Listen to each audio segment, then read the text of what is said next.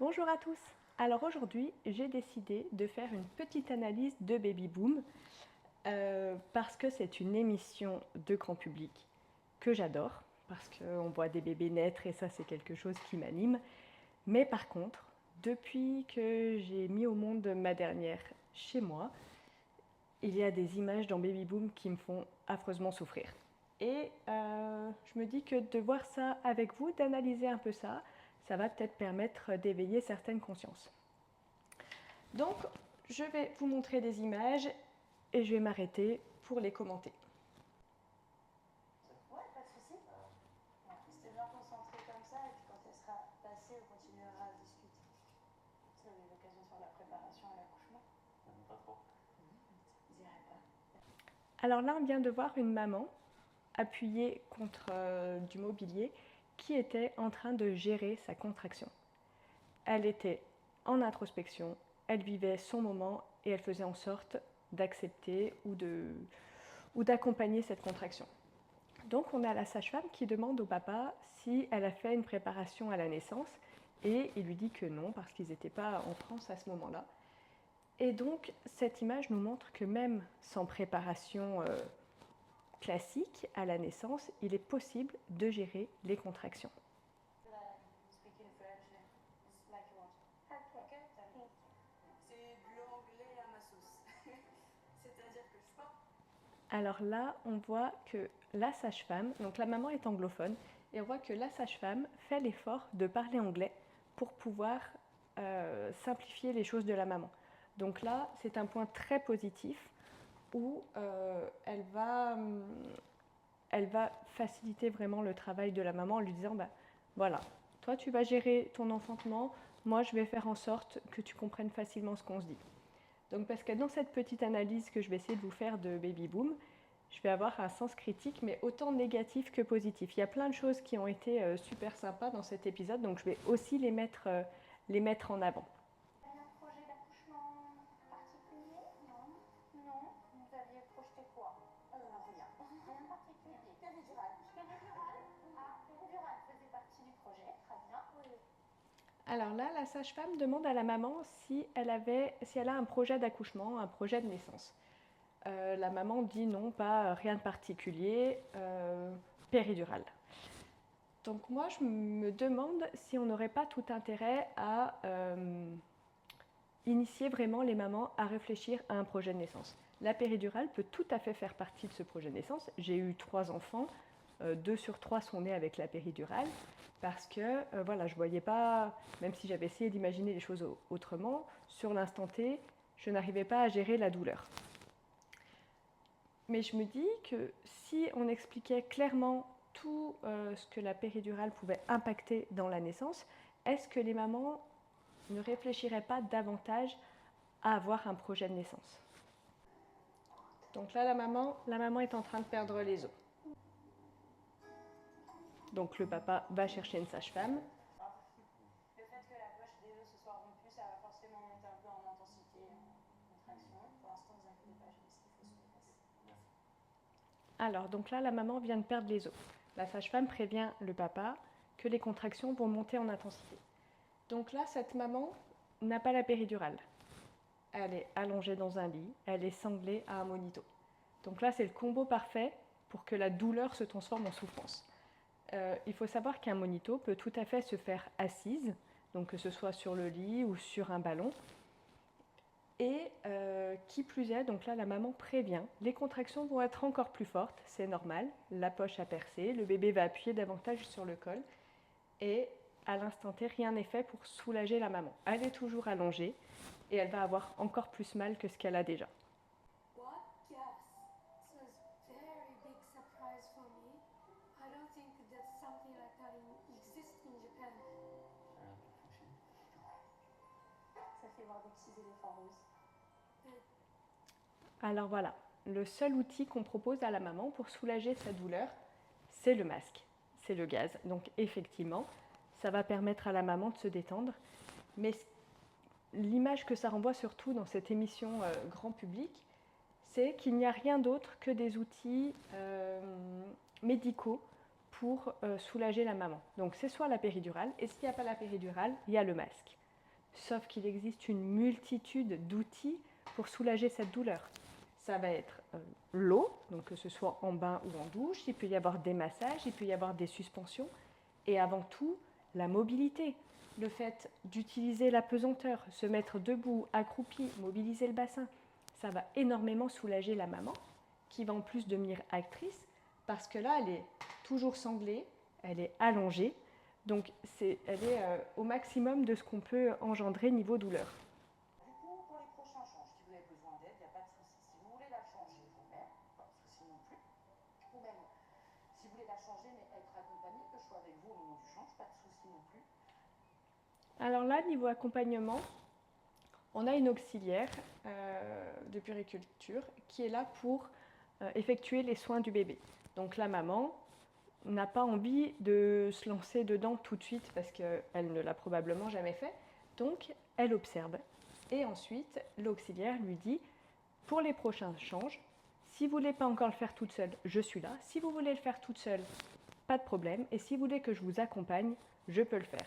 Donc accompagnement de la maman, c'est très très bien.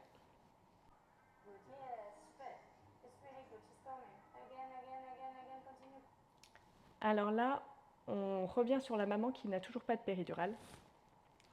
Et ils ont entamé le processus de poussée. Donc c'est une poussée dirigée sur le dos et c'est le plus douloureux qui puisse exister. Pour vous imaginer tout ça, imaginez-vous constipé et vous allez devoir aller à la selle mais allongé dans votre canapé.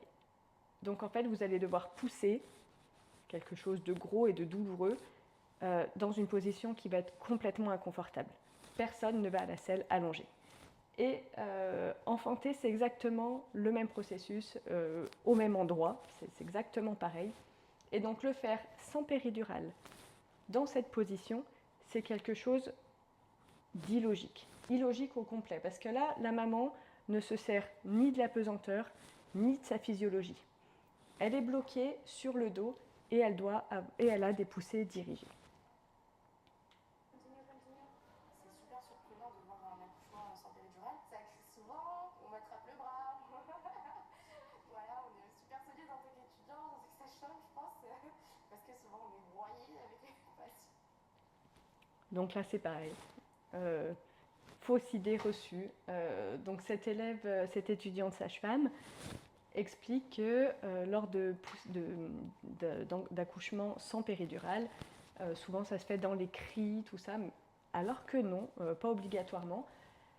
Je ne vais pas non plus parler des naissances jouissives parce que je sais que ça existe, mais il n'y en a quand même pas beaucoup. Mais un accouchement, un enfantement peut se faire dans la douleur, mais sans souffrance. On n'est pas obligé de crier lorsqu'on enfante.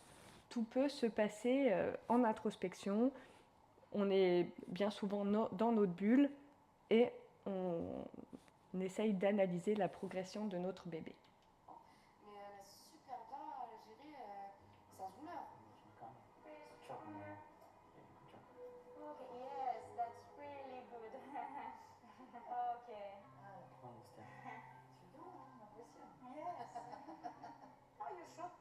Alors là, vous voyez, tout le monde est calme, serein, il y a même quelques éclats de rire.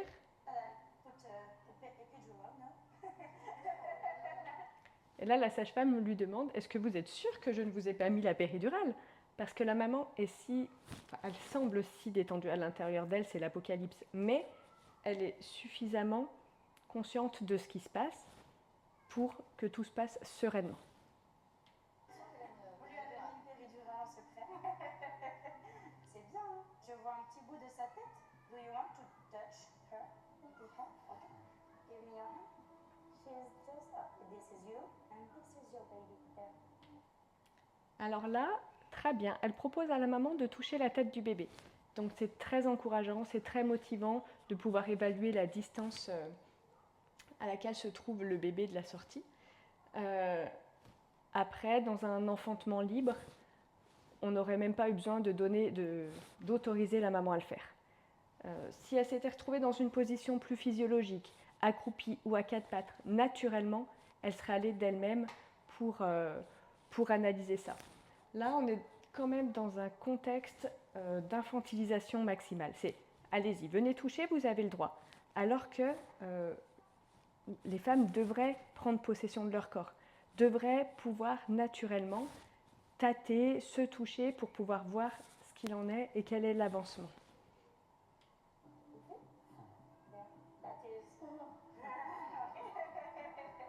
Je leur propose assez facilement de sentir la tête de leur bébé parce que ça donne un bon repère, un bon coup de boost de se dire ah ouais non mais ok c'est juste là, elle est juste là, il manque pas grand chose mais sans péridurale je trouve que c'est plus stimulant de se dire ok je passe pas pour rien en effet elle est juste là donc voilà et ça ne nous coûte rien du tout et pour elle c'est encore une façon de participer un peu à ce qui se passe. De participer un peu à ce qui se passe. Alors en fait la maman elle participe à tout ce qui se passe, c'est elle qui est. C'est elle-même qui fait se passer quelque chose. Donc simplement de lui dire en touchant, elle va un petit peu participer. Non, la maman participe toute seule. C'est la maman qui enfante. L'équipe médicale est là pour l'accompagner, mais ce n'est pas la faire participer un peu à ce qui se passe. Elle est l'élément principal de la naissance avec le bébé, mais c'est elle qui fait le travail à ce moment-là. Est-ce que vous voulez l'attraper? You want to take her? You can take. You can. Invite your legs. Voilà, est-ce que vous voulez l'attraper? Donc c'est pareil, c'est quelque chose de bienveillant de proposer à la maman d'attraper son bébé. Mais voilà, si elle vivait pleinement son enfantement, elle n'aurait pas besoin de cette permission. Cette maman serait là en train de réceptionner son enfant qu'elle est en train de mettre au monde sans qu'on lui donne l'autorisation de l'attraper. Donc c'est pour ça que je parle de projet de naissance. Si les futures mamans réfléchissaient déjà avant, elles prendraient déjà le pouvoir sur leur enfantement. Là, la maman attend quelque peu qu'on lui donne l'autorisation d'attraper son bébé alors que c'est le sien et c'est elle qui est en train de le mettre au monde.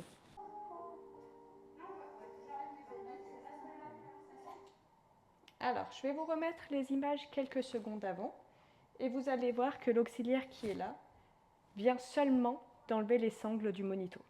Donc le bébé est né et jusqu'à la naissance, jusqu'à l'enfantement, la maman est sanglée.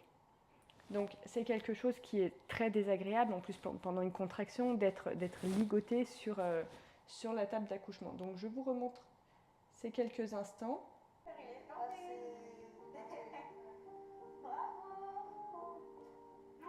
Voilà, là, elle est en train de défaire les sangles. Et là, je vais vous demander d'être très attentif et de regarder ce qui va se passer par ici.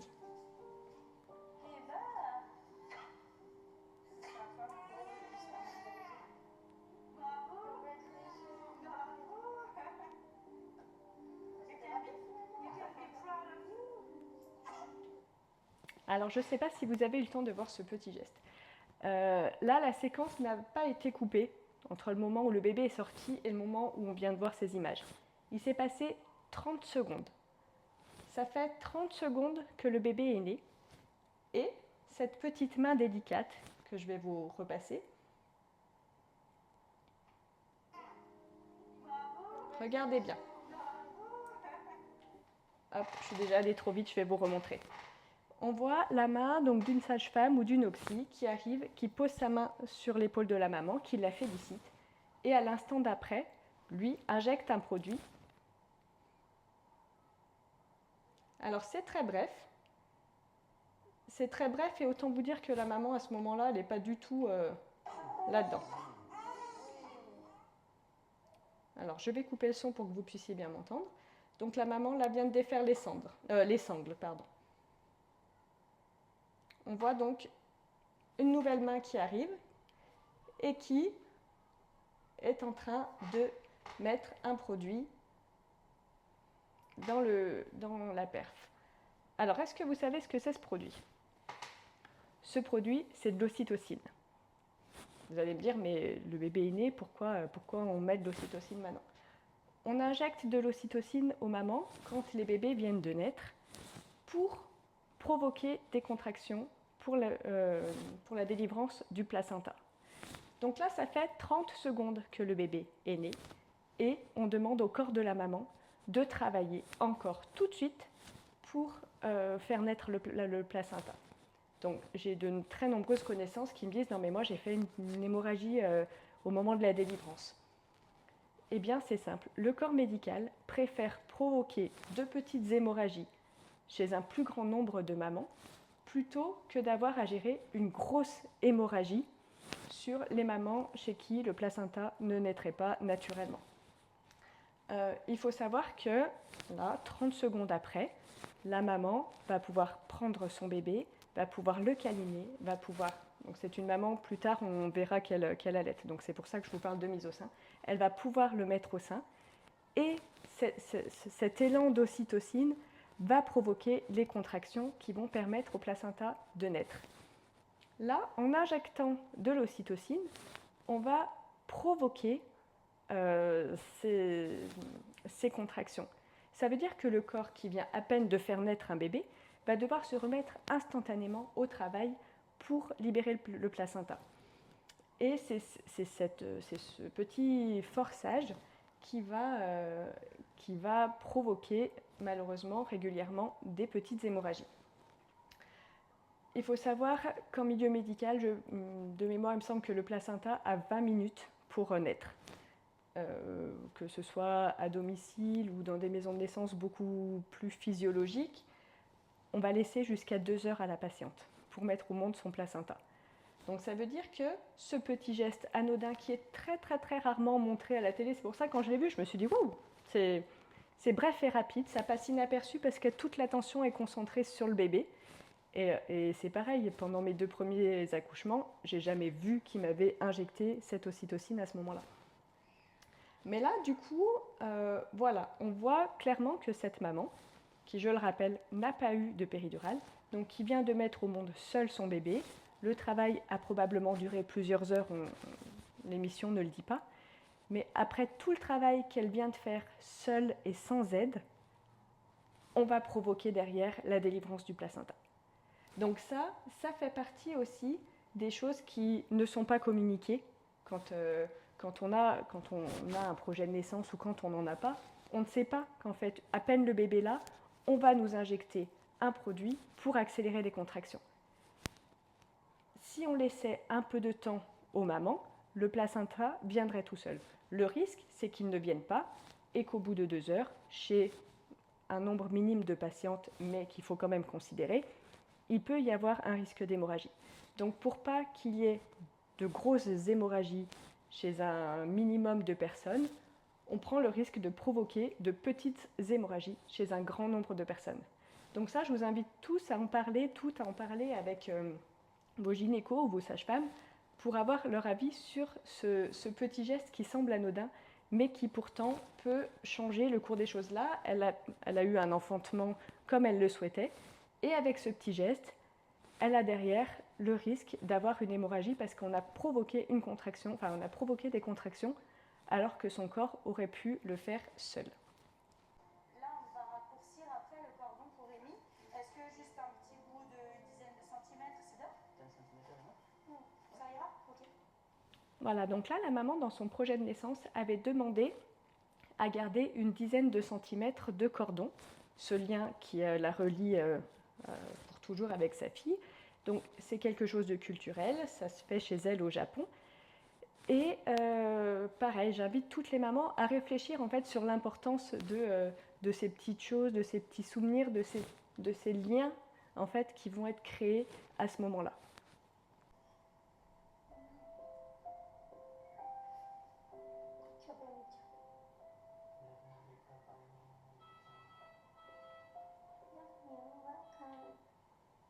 Alors là, on voit un fabuleux pot à pot avec le papa. C'est quelque chose qui est fabuleux pour créer un lien avec le papa, pour que le papa trouve sa place en tant que tel. Donc c'est un point très très positif. Ce qui m'interpelle, c'est que je ne sais pas depuis combien de temps ce bébé est né. Parce que, comme je vous le disais tout à l'heure, pour sécréter de l'ocytocine, pour délivrer le placenta, il est essentiel que ce pot à pot se fasse avec la maman.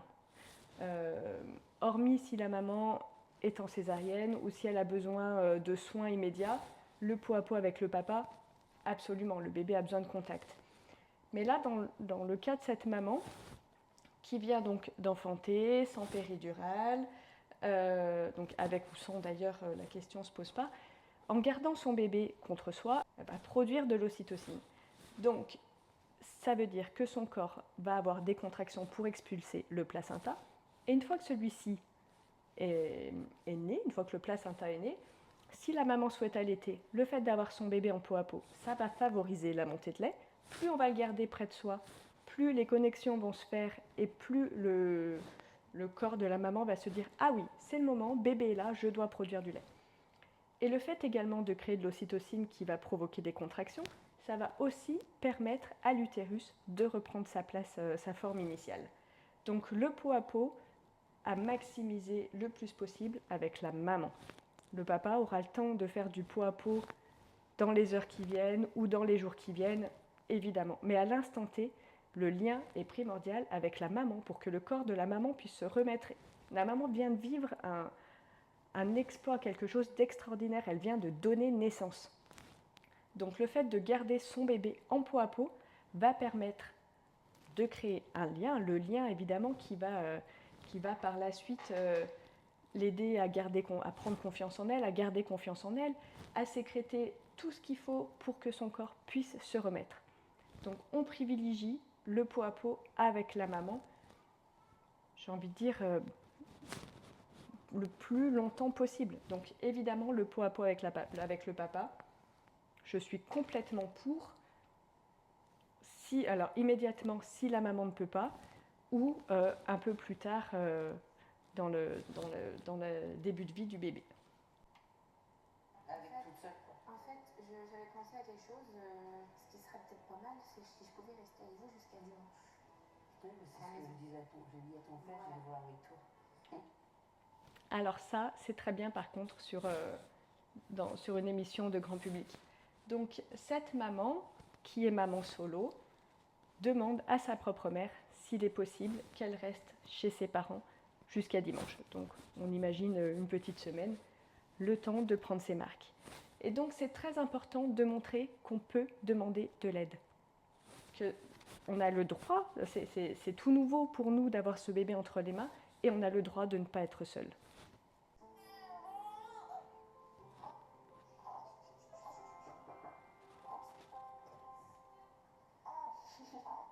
C'est moi. Ah, ça va? Ça va? Ouais. Moi, je t'ai amené une quiche. Ah, bah c'est bien, d'accord, merci.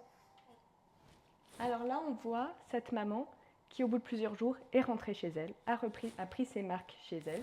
Donc elle explique un peu avant que le rythme n'est pas forcément évident, mais que voilà, elle priorise sa fille et ses besoins à elle par rapport au reste de la maison.